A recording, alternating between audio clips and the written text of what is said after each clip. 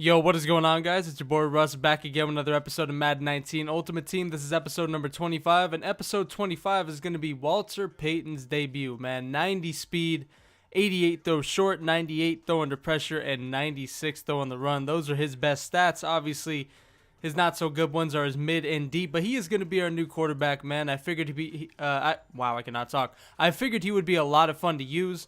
90 speed is obviously going to add a different dimension to our offense, especially since before Donovan McNabb was pretty damn slow. Now, he even had, or I know he had 85 speed, but he just felt slow. I don't know what the deal with him was.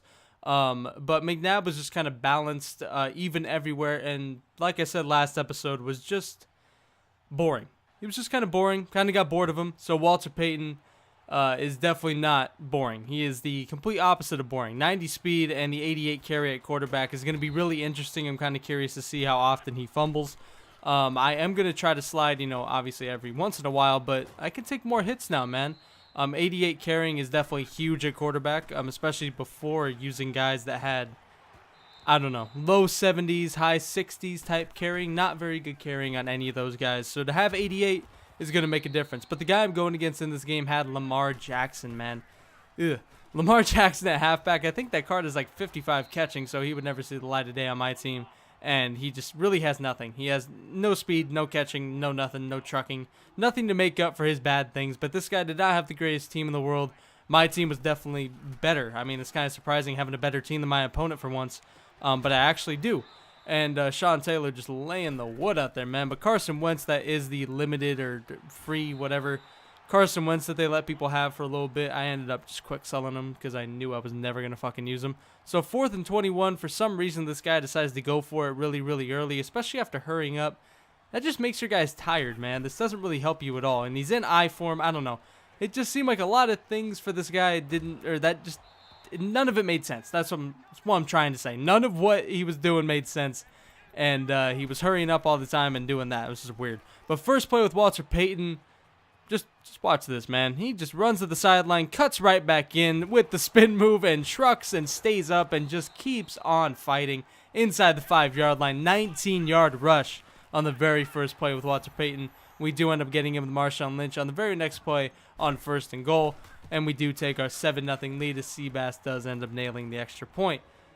That was quick, man. I don't know what the dude was doing on offense, like I said. I mean, he started off decent, man. I think he doesn't really have that great of a team. I've been there. I've been there recently. You're thinking you have a decent offense or, multiple people here and there and think you can put something together even with not so great players. The reality hits quickly that you probably need at least one big playmaker, and this guy didn't really have that one big playmaker as Jamal Adams lays the big hit, picks it up, and gives our offense the ball back right away as Kyle Juszczyk ends up getting a 3-yard catch. Not much. That's Walter Payton's first throw attempt, and it wasn't bad. It wasn't horrible. But this one was bad. That one was really, really, really bad. I don't know how he missed that throw that badly. I've played a couple games with Walter, and he makes some really good throws, man. It seems like stationary in the pocket is where he might have trouble. But 4th and 1, we decided to run it with Walter Payton because it was there. Obviously, before, we really didn't have the luxury of being able to run plays like that on those 4th and 1s, looking for those, little dink and dunks to try to get the first down. We can just run rollouts and stuff like that and, have a higher percentage of, getting first downs with Walter now. We do end up getting in for another touchdown with Marshawn Lynch. That is the 2nd of the game. And 14-0 right off the bat, man. So a great first game so far with Walter Payton. We haven't really done much with him considering that, we haven't really had the ball for that long, but he had a 19-yard rush and, he's done what he's had to do is what I'm trying to say. I am having all sorts of trouble fucking talking in this video, man. But 1st and 10, he's trying to go the first down and he gets absolutely nothing. 2nd and 10, still looking for the first down and he gets, that was a horrible, horrible, horrible read. Sean Taylor ends up coming up with the interception, and he ends up taking it all the way to the house. Man, dude, I don't know what this guy was running. I really don't. I mean, I was watching everything he was running down the field. It seemed like he just had ins and streaks. I don't know. There was a bunch of wonky-ass plays or a bunch of wonky-ass receivers just not really running crisp routes, or maybe he was trying to run like really weird routes, but his players were just not that good, so they were not running them well at all. But my defense was playing on top of those guys like immediately. The guy had nowhere to go. There was really just nothing for him to do on offense, and quickly you see that he didn't want to be here no more. 21-0. He seems to have enough. Walter Payton's first game. Obviously, this was his debut. This was a quick episode, but Walter Payton, he did what he had to do, and we ended up getting the win, 21-0, and we forced the rage quit. Obviously, we will take that considering that our season has been, kind of up and down, considering that we started 4-0, then we're 4-2, and now we are 5-2. So we need 2 more wins to get into the playoffs, man. Hopefully next episode we can get another win. I hope you guys enjoyed this one. Be sure to look out for the next one. And as always, I'm out. Peace. Yo, what is going on, guys? It's your boy Russ back again with another Madden 19 Ultimate Team episode. This is episode number 26. In the previous episode, Walter Payton made the move to QB. Well, that didn't sound right. We ended up picking up Walter Payton to be our QB. God, I cannot word that correctly. It just sounds weird saying Walter Payton is our quarterback, even though he's been in Madden as a quarterback for the past 3, 4, or even 5 years. I don't even know how long he's been in the game. All I know is ever since I started playing Mutt, he's been in there. So, Walter Payton, man, he played pretty well in our first game. We didn't really get to test him out all that much, but his throws and his runs were pretty decent. He ended up missing one really bad throw. But other than that, I mean, he only was able to throw maybe 3 or 4 passes, but we are 5-2 on this season. Next episode, you guys will see some major changes. The playoff promo ended up hitting after I played this game, and I ended up making a ton of changes. I did all those solos. I did all the objectives except for the Win 15 online games, which I will do. Hopefully, I will get those wins. But my God, Ricky Williams, what the hell are you doing? Whoa, that was a circus act. But anyway, man, next episode, you guys will definitely see some new faces. But this is a good way to send off a couple of our players in this game. This was a hell of a game, man. I really enjoyed it. It was actually one of those games where I was not like upset at everything that happened and the bullshit that happened, because you know that every game is gonna have bullshit. You're gonna have drop picks, you're gonna have fumbles, you're gonna have stuff like that. But if the entire game's like that, it just makes it not enjoyable. This game was actually enjoyable with having some of those things. So one of those rare games, even though again we're going against Michael Vick as he gets an 8-yard rush. Ricky Williams trying to run the ball doesn't really get much there. 3 rushes for 12 yards. His Ricky Williams didn't really do much all game. He didn't run with them really much at all, but when he did run, he was actually kind of effective. It was more later in the game because usually, people will go away from the run and then I'll just play my normal defense and then they'll catch me off guard with maybe a draw or just a normal inside zone, and I just don't play the run very well with my user. I've said how, iffy my users are this year, and they continue to be, man. But this guy on 2nd and 3, he just had all the time in the world in the pocket. And like I said, he was able to run if he wanted to, but it just didn't seem like he wanted to grind out the run. Instead, he wanted to make insane throws on the run with Mike Vick going the opposite direction. I don't know how he did it, but he did it. That was an unbelievable throw, going to the opposite side of the field for Mike Vick. Don't even know what to say about that, but he does end up getting in to make it 7-0 in this game. Now, one thing that I have had troubles with, you guys have seen it, is like 3 and outs and having to punt because Donovan McNabb for some reason could not get anything going on offense. This game our run was shut down very quickly, which usually would piss me off, and I usually won't be able to move the ball if I can't run the ball consistently. Walter Payton has the speed to get out. We end up getting a 16-yard completion on just a playmaker up the field and a really, really nice throw on the run. I have all the confidence in the world throwing on the run, and look at this throw, man. I mean, this card is really, really good as we hit Darren Sproles. This will probably be Darren Sproles' last game, but he does end up having kind of a nice last game. So, a good send-off for him, but he just wasn't that great. He wasn't really good at really anything. Tavon Austin was probably better than him. But right here, 2nd and 10, looking for Marshawn Lynch. I thought he was going to easily make that catch, but it kind of spun him around, and he ended up eating a big hit. So, unfortunately, he does not make that catch. 3rd and 10, we find Jimmy Graham. What a catch. A one-handed pull by Jimmy Graham, and we do end up sneaking in with Walter Payton for the touchdown to tie this game at 7. I ended up just trusting Walter Payton, or trusting Jimmy Graham, honestly, on that throw.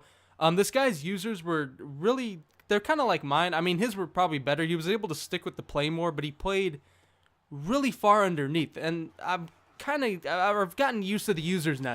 I kind of know that you can throw over their head a lot of the time, so I'm starting to just throw those a little bit more. Maybe if I would have done that with McNabb a little bit more, I would have stuck with him, but I don't know. Walter's playing really well right now, and it's nice to be able to run and also throw on the run, because like I said, his throw on the run is absolutely insane. So anyway, man, this guy gets back on offense. Obviously tied right now 7-7, 2 minutes and 30 seconds left in this first half. He had room to run. He just got greedy right there, tried to throw it, and ended up being an illegal forward pass. So we'll take that, is what I'm trying to say. We'll end up taking that. 2nd and 14, 6 rushes for 30 yards with Ricky Williams. You know, like I said, he hasn't done bad. He just hasn't really stuck with it. And like I said, the users, man, they just get thrown over all the time. As Nigel Bradham is not able to jump for that pass. I thought I was going to get the pick, honestly. I thought I played it really well. But Nigel Bradham must not have the jumping or something, and he just wasn't able to get up there. 2nd and 7. This guy has forever again. I stayed away from turning my D-line to aggressive because he was fake hiking every now and again. Didn't really show it because I kept it off of aggressive the entire game, so he never got me for a penalty. But he was doing it, so my D-line was not really getting any pressure. But I had to rely on my coverage, and my coverage was actually pretty good. It was kind of surprising with how well we were covering everybody, especially with him being able to keep the play alive forever with Mike Vick. I mean, you guys saw how long he was keeping those plays alive running around. But 1st and 10, man, you know, we're trying to find Jimmy Graham, and we do. We end up getting about 10, 11 yards as he misses the hit stick. We're 4 for 6 with Walter Payton right now. We're doing really, really well. You know, our O-line's kind of breaking down right here. I end up just reading his user, man. He kind of broke down, and again, I just thought I could throw it over his head, and luckily I could. Even with the 87 throw power, that throw was on point. I'm kind of just taking shots in this game. You know, usually throws you guys wouldn't see me make. This game, for some reason, I was just throwing them, and they were being completed. They were working, giving me some confidence. Is right here, another throw on the run. Jimmy Graham has showed up big in this game. I think we end up having another tight end coming in next episode. Maybe not, but we have a bunch of tight ends. I'm trying to figure out how to use them all. But Walter Payton, a 9-yard touchdown run as he fights into the end zone to make it 14-10. Man, that came out of nowhere. Walter Payton is so fun to... What the fuck? Who the hell blocks a kick from up the middle? I have never seen that in Madden. That's incredible. But he ends up blocking my PAT up the middle. I've never seen a blocker come through up the middle and block the kick. He did get pressure off the edge. That must have done something. I don't know what it did, but maybe I ran somebody away and didn't even notice. But anyway, man, Walter Payton, that's just something he can do. I can take off when nothing else is there, and that's something I was definitely lacking with McNabb. I don't know if it was his excel, but he just did not feel fast. Like, he barely felt faster than, crap, who was the other quarterback I was using? Or Josh Allen felt faster, and then was a QB before. I can't remember who it was. Honestly, felt faster, and he only had like 70 speed. I think it was Drew Brees. Felt like he was just as fast as McNabb, which makes absolutely no sense. But anyway, man, moving on, 13-10, Marshawn Lynch trying to run the ball. Just really not able to do it, man. You know, not able to get this run going. He plays way off of Doug Baldwin. We get an easy first down right there. 7 for 9 with Walter Payton for over 150 yards. You know, that's pretty good. That's not... I mean, that's a pretty good average for 87 throw power. Not fantastic accuracies. We're 8 for 10 now. 2nd and 2. Marshawn Lynch trying to run the ball. Just not able to do it, man. So we have to rely on Walter Payton. And, wow, what a catch by Darren Sproles. I tried to spin inside. For some reason, he spun outside. I don't know, whatever. Marshawn Lynch trying to run again. Just not really able to get the run going. I'm trying to keep it, you know, in play all the time. You know, keep this guy ready for it. Unfortunately, Walter Payton ends up missing that throw. But I kind of realized that if we're going to run, we have to run with this guy. We have to run with Walter Payton. And right here, I actually did try to slide. I remember specifically in this game freaking the fuck out because I pressed square. Like, I must have pressed it on a cut, so he didn't slide. But luckily, we end up fumbling, and we get it back. I tried to slide, I swear to God. You definitely cannot take... You can take more hits with Walter Payton, but you can't take every hit. And, you know, you take a lot of big hits in this game, man. So I don't want to take giant hits with Walter Payton because from what I've heard, he will fumble right here. Wow. I don't know what I even say about that. That was a absolute Stevie read by me. I don't know what I was doing. I rolled out, and I think I was expecting my playmaker to... I'm pretty sure I playmakered my tight end, and I expected him to go... Oh, no, not again. No. George Fant, just contain it. Thank you, George Fant. You goat. I love George Fant. That card is really good. If you guys need a tight end or a blocking tight end, George Fant is a beast. But anyway, man, it was just bad. It was just bad. 16-10. You know, bad read and all aside, we end up getting our 3 points. Not really deserved. He should have had the pick. He played it really well. But it is what it is, man. You know, it's Madden. Like I said, those plays happen. And you guys will see here in a second. It doesn't really end up mattering all that much. 1st and 10 We end up making the tackle. 2nd and 4, running again with Ricky Williams. He's trying to run as well as me. He's doing it, slightly better than I am, having a way better average, but I'm just kind of keeping it in play. He's actually having some success with it.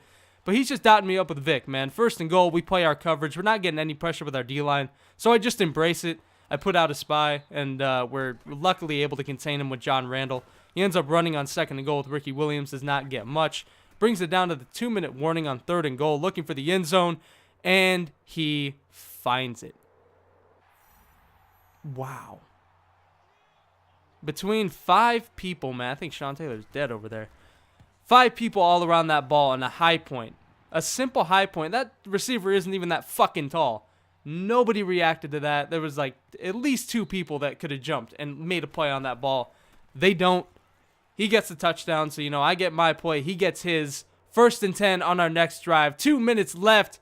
Deion Sanders. What a catch. What a throw by Walter Payton. And just like that, we are in field goal range. Should we have had our field goal? Probably not. He probably should have gotten the pick. I will not lie. But he ends up getting a pretty iffy touchdown himself. It was a dot. I will give him that. But you got to think that somebody is going to make a play on that ball, and nobody did. I mean, come on. What do I pay $150K for Sean Taylor for if he's not going to jump for those balls?